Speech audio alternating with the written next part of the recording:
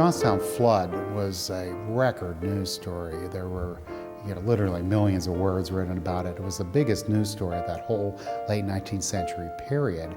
And the flood was sensationalized, and the horror of the Johnstown flood was, and certainly was a horrifying event, was written about, and they were transfixed by the horror stories and the loss and just the overwhelming tragedy of the event.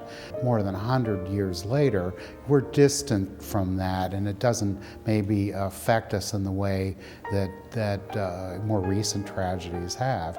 And again, what I think this film does is make that all fresh again, and in many ways we experience it like Victorian Americans did, in all its intensity and all its horror and all its heroism too. There's always been wealthy people in America, but in the post-Civil War period, you start to see a lot of these large industrial fortunes for the first time. And there was a huge concern in the late 19th century about could America still have a democracy when we had people that were so rich that they controlled the country, and they owned the legislature, they owned the court. It used to be joked that the Pennsylvania General Assembly was the best government that could be bought. Here in Johnstown, the disaster became almost a metaphor for what Americans thought was gone wrong with their country. The robber barons and their leaky dam breaks, and it wipes out the worker city of Johnstown. And these folks, these wealthy industrialists and financiers, are above the law and they get away with it. Well, the real truth of the matter, of course, is far more complicated. But the 1880s was the decade when the term robber baron was coined. So it's a time when Americans are sensitive to the inequities in wealth and the power of wealth. And that's a tension in American society even down to today. Beyond that, I think there's a universal story here that we keep seeing time and again, and I owe this to David McCullough, which is that they were concerned about that dam. There were rumors every spring that it was going to break. But at the same time, the club members were some of the most powerful, influential men in America. They were changing the face of America. They were making the United States into a modern industrial nation. So Johnstowners were sort of honored that these wealthy industrialists were in the mountains, chose Cambria County, the mountains above Johnstown, to spend their summers. Really, there was a feeling that they could do no wrong. They were the titans of industry. Well, the lesson of the Johnstown flood is that you cannot trust that people in positions of responsibility are going to behave responsibly. And we've seen that if this doesn't teach any other lesson, if we can teach people to question authority and not to trust their lives to the experts or people who would pretend to be experts, then I think this is a valuable story to tell forever.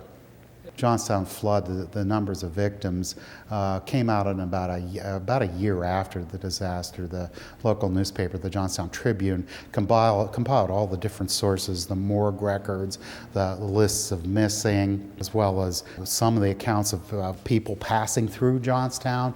And as best they can determine, it was 2,209 was the official number, although it's impossible to know. A third of the victims were never found or identified. There are 700 plus people buried in Grandview Cemetery that were never identified. There's a huge potential for, having missed quite a few people there. The original estimates of victims of the Johnstown flood were 10,000, maybe even 15,000, out of about 20,000 that were actually in areas that were struck by the Johnstown flood. Johnstown was a busy place. It was on the main line of the Pennsylvania Railroad, which was the busiest railroad in the United States at that time.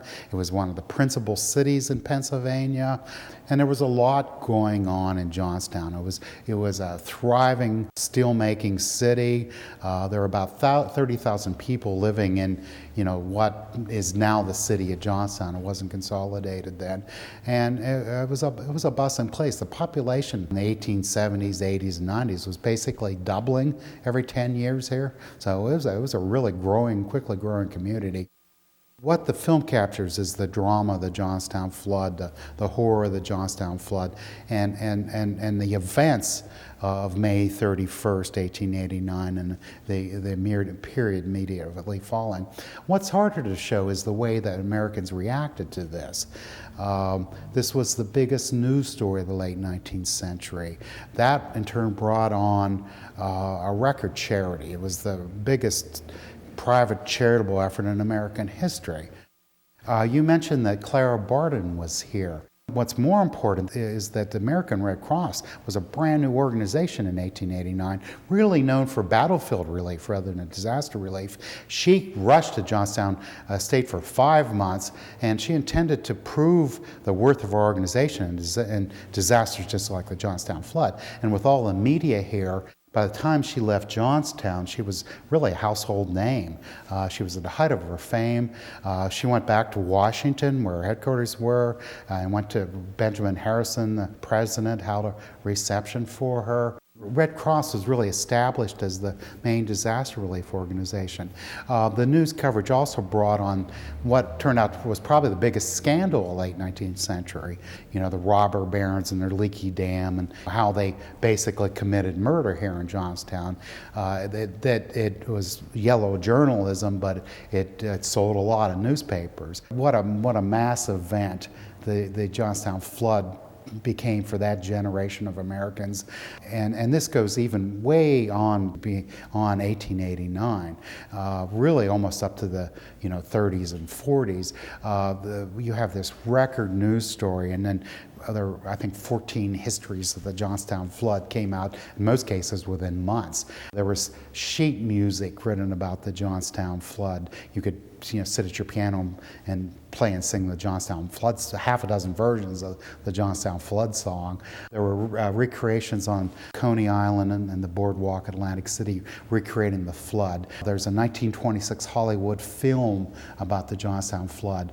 There's even a 1940s Mighty Mouse cartoon where Mighty Mouse saves the mice at Johnstown in the big flood. So that for better or worse, Johnstown became Flood City in American popular culture and folklore. And what Americans did, and certainly news reporters did to some extent, was read their own concerns of the day. I mentioned the concerns about the power of these rich Pittsburghers and how they seem to be, above the law, like the robber barons that Americans were concerned about in that period. There was another concern in America. It was an age of mass immigration, and all these Eastern and Southern European immigrants were coming into America, and there was concern about how they were going to change the society, and were they going to become Americans, and how this would change our nation. And they really, to many people, didn't seem like they were lesser, a little more, moral character. And so there was this rumor started that in Johnstown, the Huns, which was the name given to all the, Slavic, Eastern European immigrants, the Huns were looting the bodies and cutting off fingers, and vigilantes. There's artwork of vigilantes stringing up the bodies, and it turns out that was largely discredited by the newspapers later on when they were able to really get the facts of it. And it was really more a case of sensationalization and finger pointing, and it was a way to sell newspapers. But there was very little of that. There was a huge vigilante movement here in Johnstown. Every man with a pistol had a tin badge that he cut out of a soup can. In fact, that was a real problem here in Johnstown for a couple of weeks until the state militia came in and didn't really declare martial law, but basically established authority here. They were able to get a line out to Pittsburgh pretty quickly, and then from there out to the rest of the country. And so it was really Saturday, June 1st, when the nation first began to hear this. The first word that people had of the disaster in Johnstown was when they saw bodies and wreckage come streaming by in the Conemaugh and Allegheny and Ohio rivers. Tens of thousands of people stood out on the banks of the Allegheny River in Pittsburgh and watched Johnstown come streaming by on the day after the disaster. And the afternoon of June 1st, less than 24 hours after the disaster, hundreds of people gather up on Adams Street, which is just half a block out of the flooded district, and they start forming committees. There's a committee on police and committee on finance and hospitals, and there's even a committee to remove the wreckage. And they have some guy becomes chairman of this thing. And now the whole town is wreckage. And it took, the relief authorities eventually, with that record amount of charitable money that was donated, hired up to 10,000 men to come in here with horses and dynamite and steam winches and everything else. It took this army of people to clear the wreckage. But before any of them could get into Johnstown, Johnstowners began to rally and try to put their life back to normal. Red Cross, their particular mission was providing material relief as people try to get a foothold on life again and were living in temporary housing or whatever. The American Red Cross distributed, furnishings and blankets and just every other type of relief. In fact, they built 4 Red Cross hotels, temporary housing, and Clara Barton, interestingly enough, saw her mission to not so much the working people of Johnstown, but to the business leadership. This is something that was sort of interesting, I think, about the period and about Clara Barton herself. She was a cultural Darwinist, and she believed that if Johnstown was going to come back, the leaders had to lead Johnstown into its new future. She figured that the working class were used to deprivations. And they could withstand missing a meal and living in dirt, but the management people, the people who would really lead to recovery here, they became Clara Barton's special mission, which is not to say that she didn't help everybody. It's estimated that something like 25,000 people received some sort of direct aid from the Red Cross. And she became a heroine of America following the Johnstown flood. When she left Johnstown, she was at the height of her fame. There were so many newspaper reporters here, and it was a great story. After they turned from the immediate stories about the destruction, death, here was this dynamic little lady. She was 4'11". She wasn't even 5 foot tall. She was 67 years old when she came here.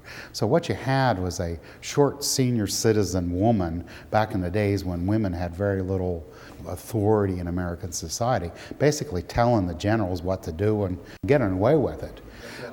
There are some wonderful, heartwarming stories of animal survival animal survivals, cows being found in houses a week and a half after the flood, gently led down from the wreckage, and miraculous chickens found weeks after the flood. And there's a lot of those stories.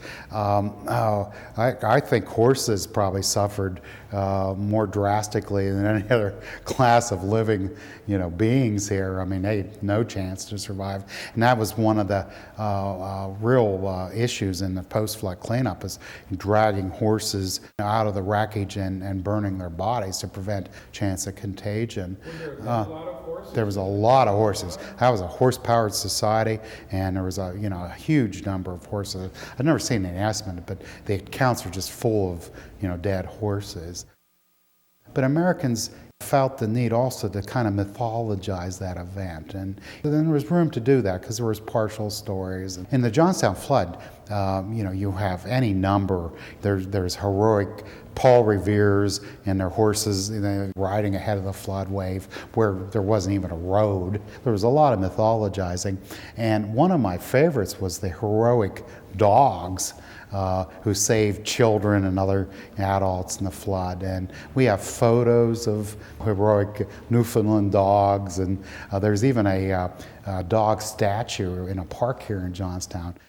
In 1901, the Buffalo World's Fair featured an attraction on the Johnstown flood. More than 10 years later, it was still an active part of American popular culture.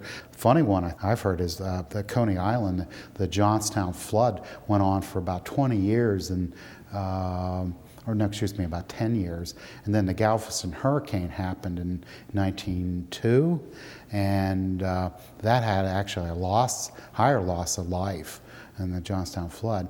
And so they remade the Johnstown flood as the Galveston hurricane and reopened it later that season.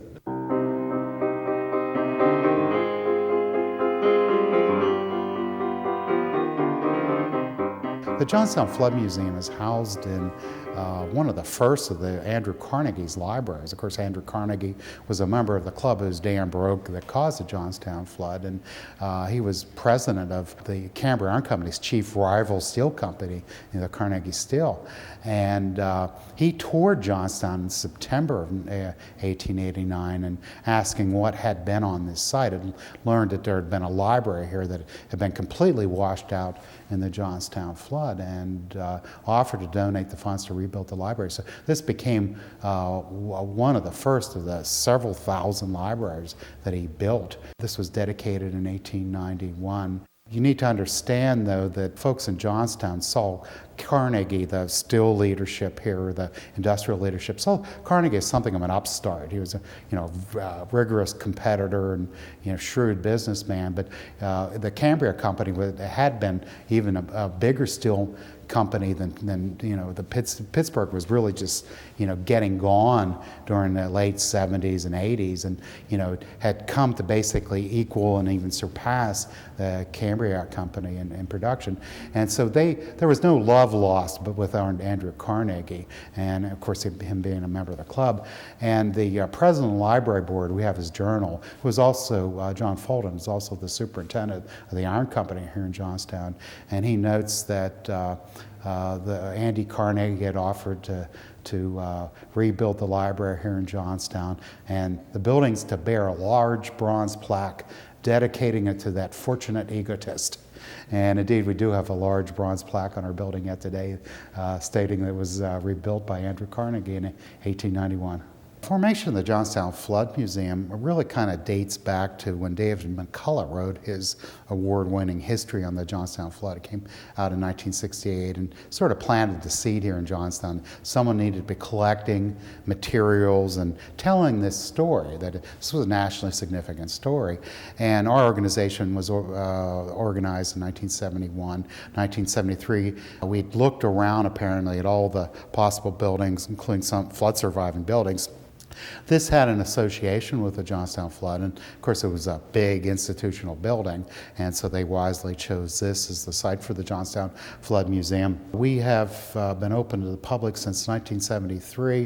In 1989, the centennial of the Johnstown flood, we were able to completely rehabilitate the building, installed at that time new long-term exhibits, and a film, proud to say, won the Academy Award for Best Documentary Short Subject in 1989. What we're trying to do is increase Americans' awareness of Johnstown, not just the flood story, but its contributions to the development of the American steel industry, which in many ways was born here in Johnstown. And it's an industry that forever changed America. That was the backbone of the industrial economy.